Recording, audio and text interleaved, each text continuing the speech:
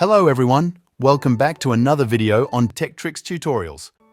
In this video, I'm going to quickly show you how you can add custom fonts to Canva in the easiest, simplest way possible. But before we dive in, it's important to note that you cannot upload a font on the free trial.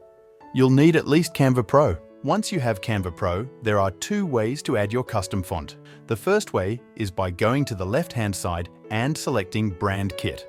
In the Brand Kit, scroll down to find the Fonts section, then click on Add New and upload the font file from your phone. The second way is by opening a design on the Canva homeboard. Click on any font, then go to the option where it gives you all the fonts. From there, select Upload a Font and upload the font file from your phone. And that's it. Those are the two simple ways to upload any custom font to Canva. I hope this video was helpful. If it was, drop a like, subscribe to the channel, and I'll see you all next time. Goodbye.